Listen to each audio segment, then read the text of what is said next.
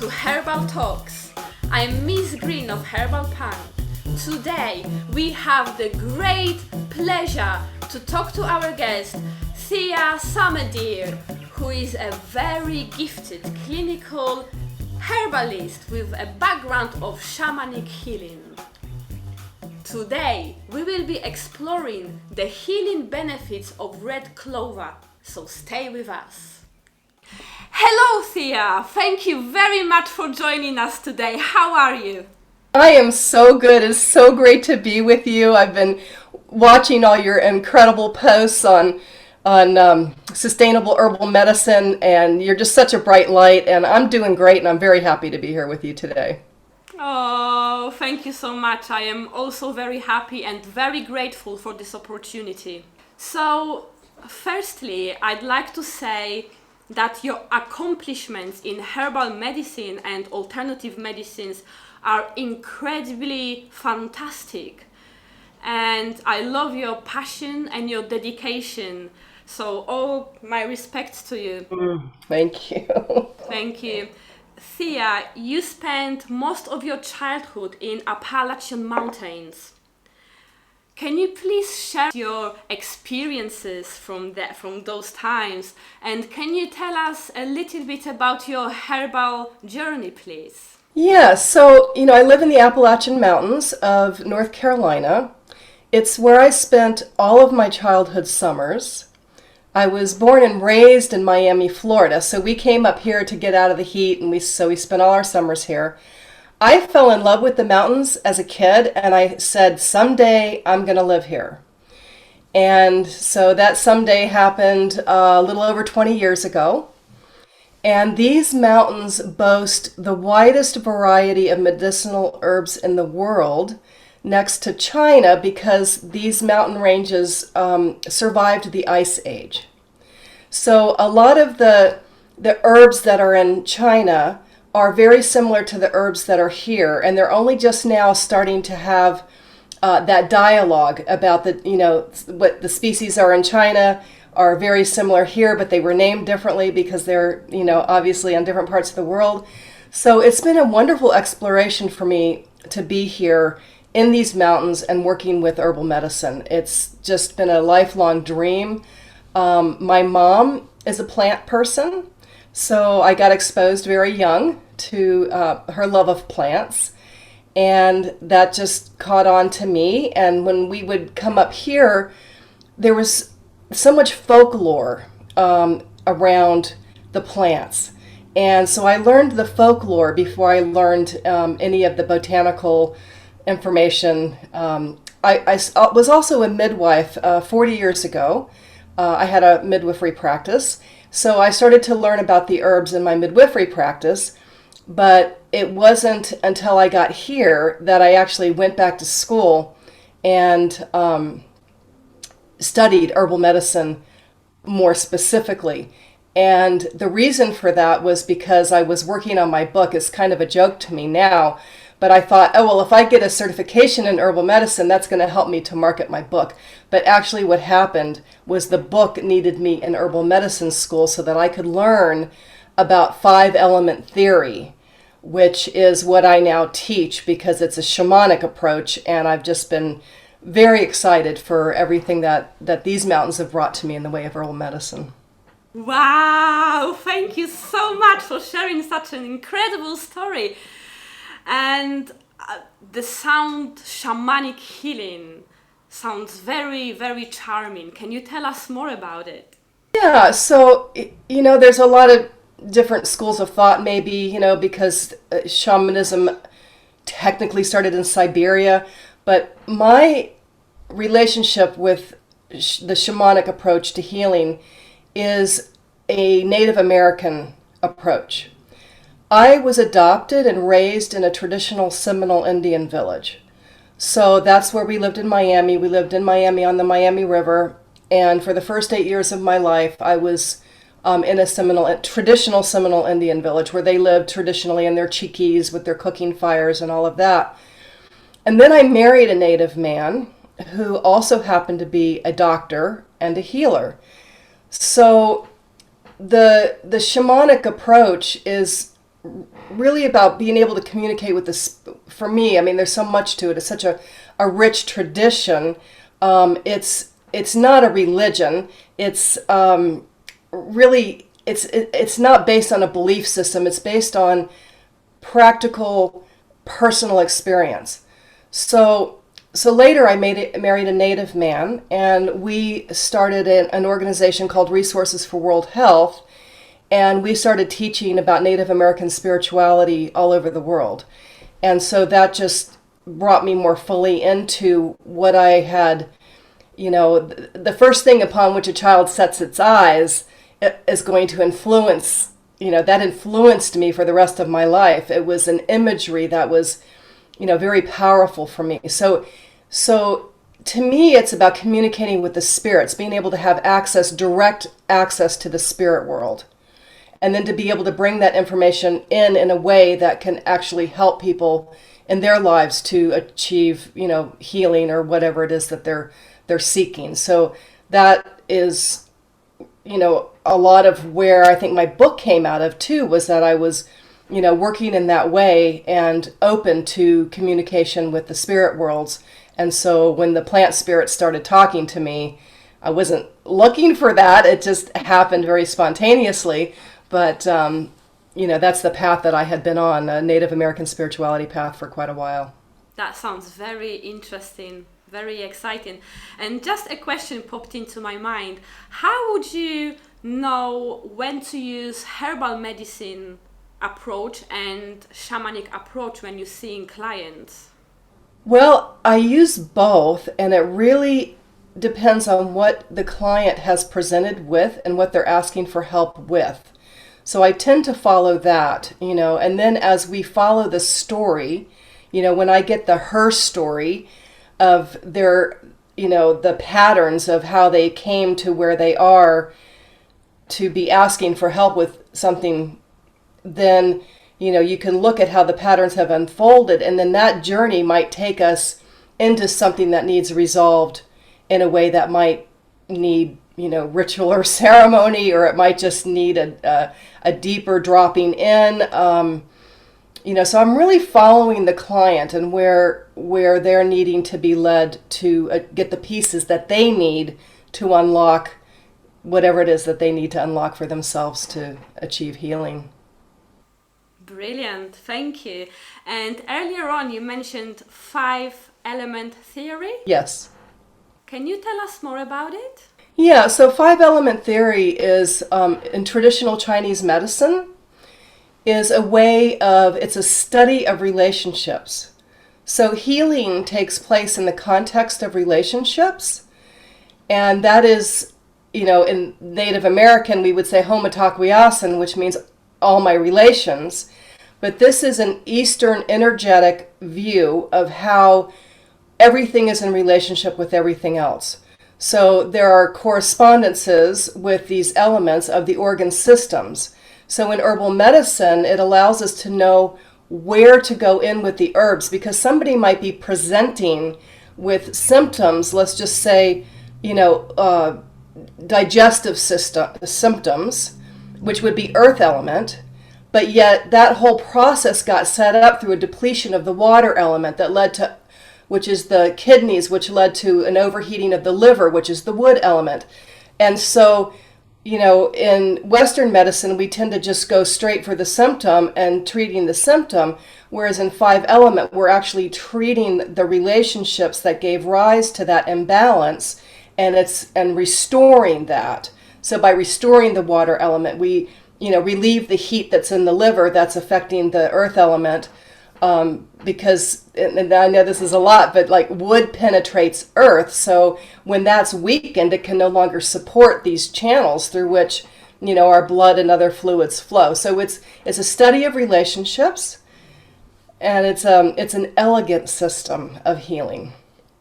That's very wonderful. I currently study biomedicine, and I'm also learning that we should always look for the root cause of the problem.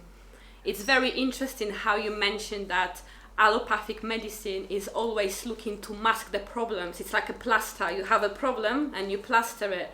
but actually that's not the case, because you have to do like a detective work, whether you're using 5 elements or another approach, to find what is causing this particular problem and then tackle the treatment from that angle. Yes, beautiful. So yeah, Yeah, very beautiful nice. said. True. Very.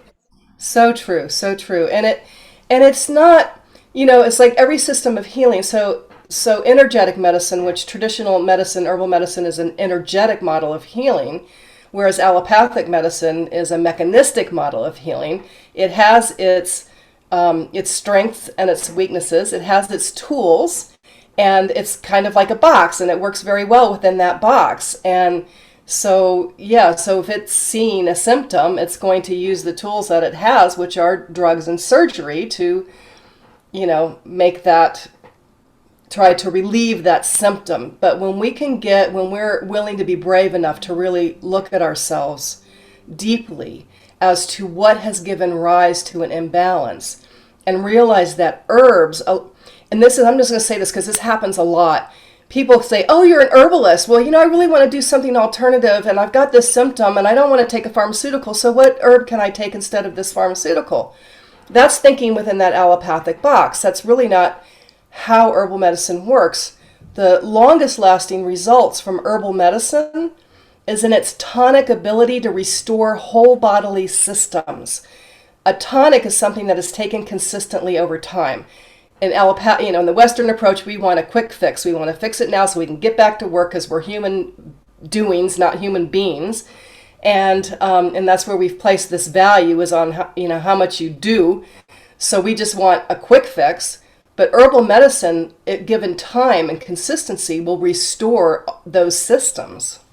That is so true. I think the problem currently is that people are very impatient. And as you say, people just want a quick fix. Give me a pill. Oh, I have some pain. Let me take a painkiller. So they're not really looking at alternative, and yes, the patience. Yeah, so this is why what you're doing here is so valuable. Oh, thank you. And so are you. You're doing amazing, and all this shamanic healing and lots of experience. That is absolutely amazing. So thank you for serving people with such wonderful skills and knowledge. So today we're going to explore a beautiful plant that is called Red Clover. Could you give us a little brief introduction to it, please? Yes, I am just so excited to get to talk about red clover. It's such a common plant, and people don't realize that we're literally walking on our medicine. It's just our medicine is as close as we are right now. So probably everybody is very familiar with red clover. And red clover is an alterative. So its herbal action is it's an alterative. And the scientists still don't totally understand what that is or how that works. But how that works is it restores proper functioning to the body, and so that it increases overall health and vitality. And the way that it does that mainly the way that it does that is through digestion, assimilation, and elimination. So it's just helping that whole process work better, run more smoothly, so that we're digesting better, we're assimilating, and we're eliminating. The really important one being eliminating, because red clover has traditionally been thought of as a blood cleanser, which is not accurate at all. If our blood was in need of being cleansed, we'd probably be in the hospital, So, we're a naturally cleansing system, and that's what red clover does, is it supports that whole process from digestion to elimination. It's just a beautiful herb. It's so loaded with micronutrients, and we're seeing the emergence of something called functional medicine.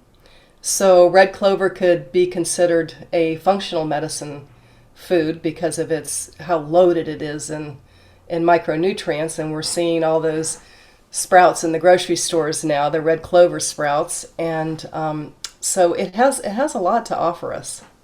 That's amazing. And as you were talking about digestive system, I'm currently learning the digestive system, and it's amazing that 70% of our immune cells are actually in digestive tract.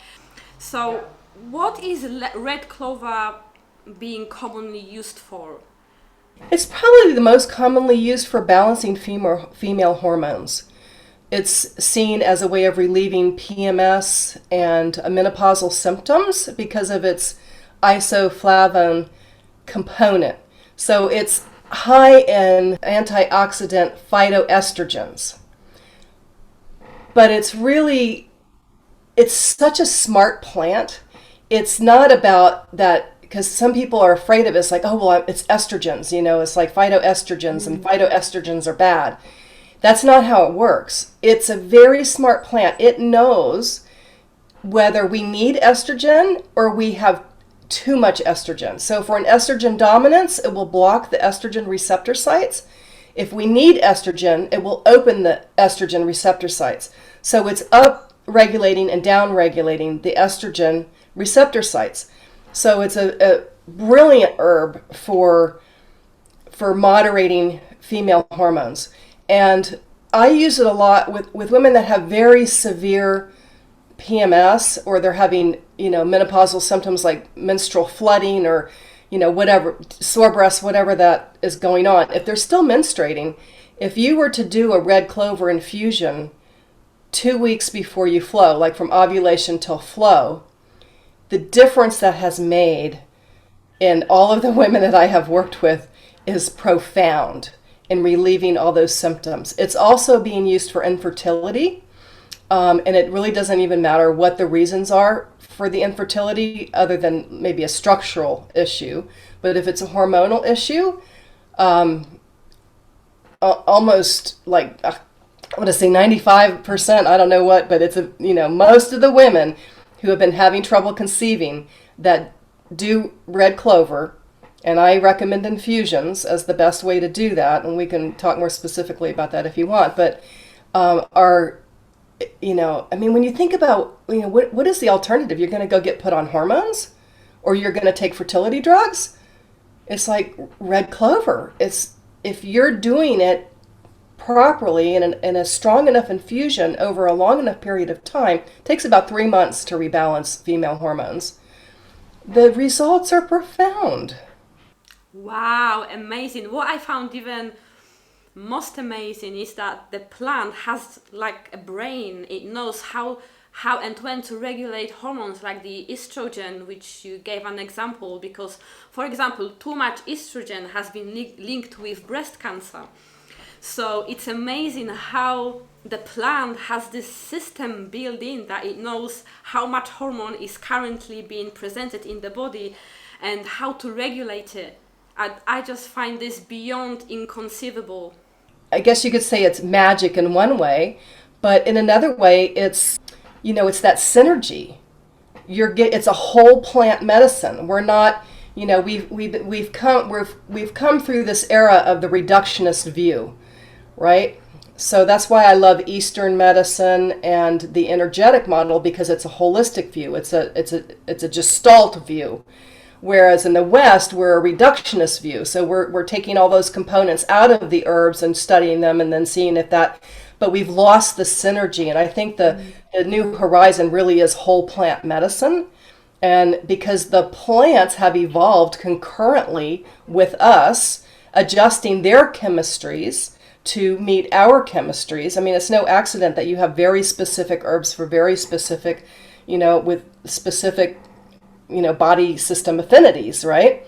And so because we've evolved concurrently, and it is magic, but it is and it isn't, right? But magic is an everyday, they say, oh, miracles. Well, miracles, are, every moment can be a miracle.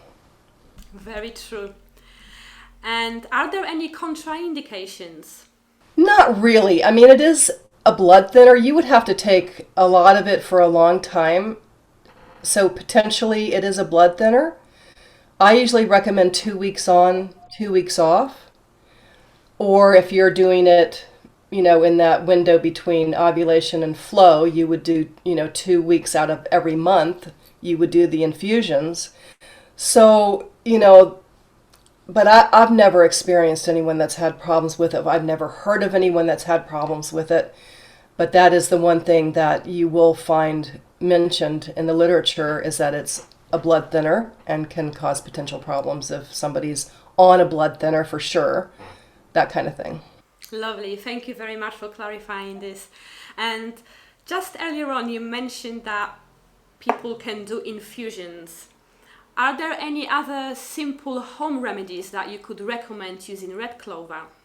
Well, it is a food. I mean, I put the flower petals in my salads, and so you can eat it.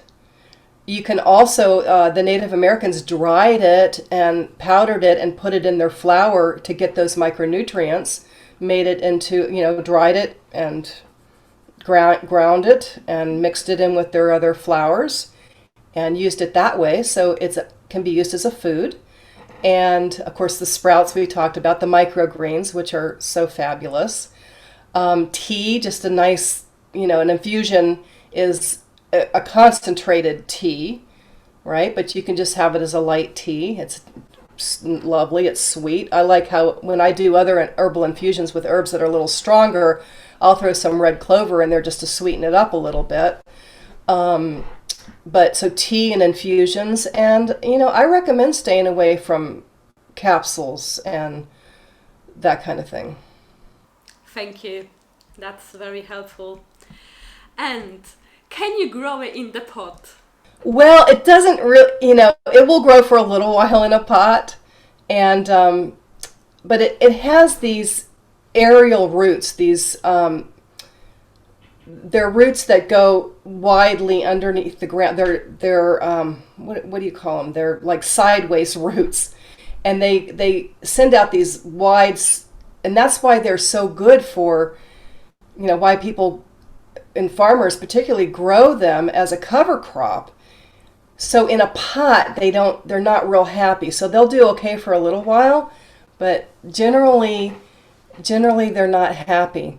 And I do want to go back for a minute and just say that, because I want to be specific about the herbal infusions, is that to make an herbal infusion, if you're going to do red clover, that's 1 ounce of herb to a quart of boiling water. So I like to do it overnight, but it has to be a minimum of about 4 hours, where you would just pour the boiling water over the 1 ounce of herb in a quart mason jar, let it sit overnight, strain it, and then you drink a quart a day. So that would be the dosage of the herbal infusion to get the amount that you need. And you can mix that up with other herbs too. It doesn't have to be pure red clover. I mostly do use like half red clover, half nettle, something like that. But I just wanted to make sure people knew it was that you needed about 1 ounce of herb to get that. And then back to growing it in the pot, it's like, go walk on it. It's everywhere. Just go connect with it wherever you see it growing, in the meadows or as a cover crop or on the side of the roads, or you don't really want to gather it on the side of the road because it's probably exposed to petrol, but just walk a little further and you'll find some more of it. And it's abundant. It's an abundant herb. Brilliant. And I really like that you said that red clover is not really happy in a pot. I think it's very important to clarify, because we don't want to trap the plant and be unhappy. We want to give them freedom so they grow freely and happily. And it's like putting someone in the prison. Plants are living entities. They alive, and and you wouldn't want to do something not nice to them. So thank you for clarifying that. Just like you said, for us, we want to be free too. Exactly. We want to live in a nice environment and in a spacious house, or have space around. So it's the same with the plant. So hence my question was about the pot. Yeah, good question. You have also written a book called Wisdom of the Plant Devas.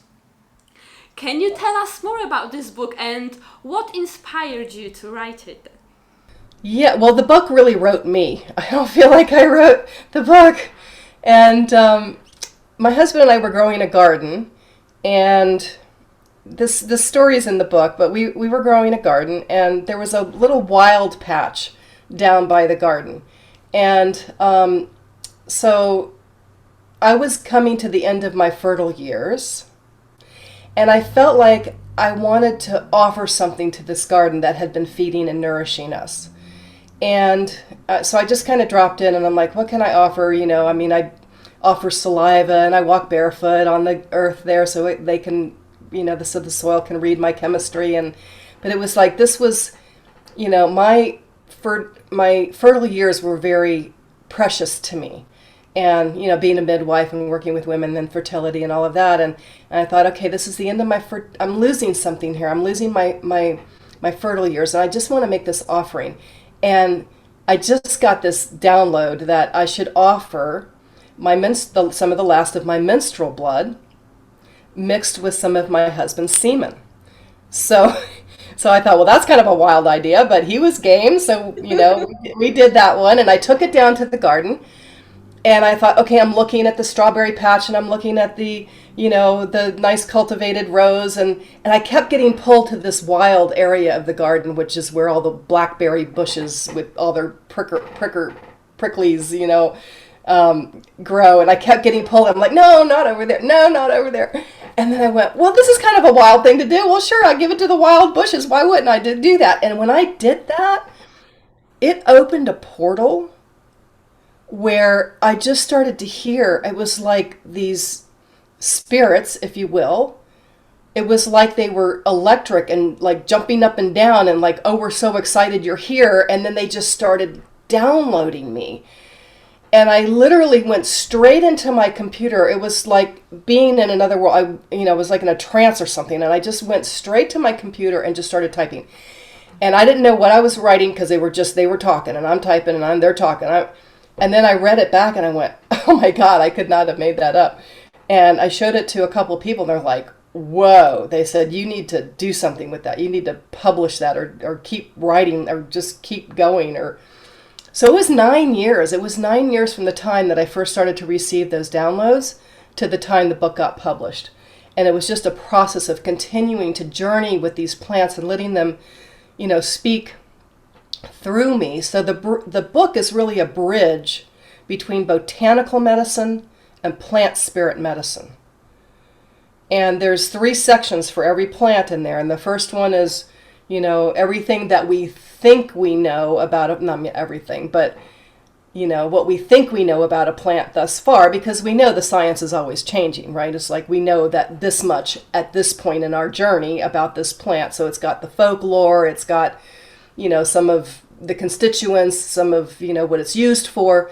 Then the middle section is called the divination, and that is the bridge to the channeling where the plant is actually speaking and telling us what it is here for at this point in our evolutionary journey, what it's here to help us, to support us in our, not only physically, but spiritually in our evolution. How fantastic! Do you have the book to show us by any chance? Do.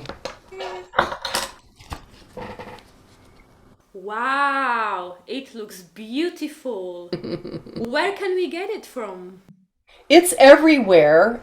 You can go to my website and theasummerdeer.com, and there's links. You can go to Amazon. Really, it's everywhere. I like to support independent booksellers. So, if you have a local independent bookseller, that they'll be happy to order it for you.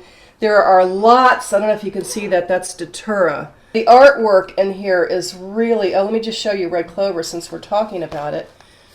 But, I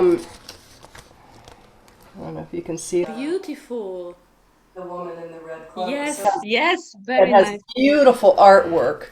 And that was a really fun part of the whole journey because, that dream, the dream time is, I just feel like artwork is so representative of, that other world. So the artwork was very important to me to try to capture that relationship between the plant and the human. I love it. I love the cover. I love the content of the book that you just described. And I really love it that it's available everywhere. You can just go to Amazon and buy it. and find out all the wonderful information there. So brilliant. Thank you very much for sharing. Yeah. And if people want to get in touch with you, how can they do that? I do have a blog, and it's called Wisdom of the Plant Devas blog. So it's wisdomoftheplantdevas.com. Okay, so wisdomoftheplantdevas.com. There you can continue. I've continued to write in a similar vein, so there's a lot of information on that blog, and then it also you can find my classes and other things on there. I also have a website that is theasummerdeer.com, and you can learn more about me by going there too. Brilliant. And just a final question. Can you tell us, I mean, that's a question, it wasn't planned question, but I was wondering if you can explain how did your name manifest? Thea Summer Deer. The Thea Summer Deer is a given name, and I have worked with herbalist, a very well-known herbalist, Susan Weed, for over 40 years. When I first started practicing midwifery, she was a lifesaver for us because she helped us to understand how to work with herbs that were life-saving. And so I was on a hike I was living in Tucson, Arizona at the time when she was completing her book called The Menopausal Years. And she had flown to Tucson to work with her editor, and we went on a hike together, and she and her editor, so my birth name is Cynthia, but she and her editor wrote me this little, agreed that I wasn't Cynthia, I was Thea. And she sent me this little note in the margin of her manuscript that wasn't even published yet. And she said, "You are the goddess Thea." And I thought, well, who's Thea? You know? And then another medicine woman that I was working with at the time, Beverly Laughing Eagle, completely independently, not knowing Susan or anything, started to call me Thea. So I said, well, let me check into who this goddess Thea is. And so I did a little research, and I went, I resonate with that. So I just started, Susan was calling me Thea, and Beverly's calling me Thea, so I just started calling myself Thea. It just felt more resonant for where I was at that point in my life. And then Summer Deer was given to me by a 15-year-old medicine woman. I mean, just so ahead of her time. And she said, "I'm gifting you this name because you were born in the summer and you carry the medicine of deer." And you can actually read that story at Wisdom of the Plant Devas. So I just came to a point in my life where I wanted my own name. And so I started to use that. This is so incredible. Such a loving story, heart-touching. Thank you so much for sharing that. And Thea, it was wonderful experience speaking to you. I feel blessed, and thank you so much for all the beautiful information you shared with us. Thank you. Thank you, Miss Green, for all that you're doing and keeping it so fun. I really appreciate you too. Thank you very much. Take care. You too. Bye. If you enjoyed our herbal talks, please subscribe to our channel.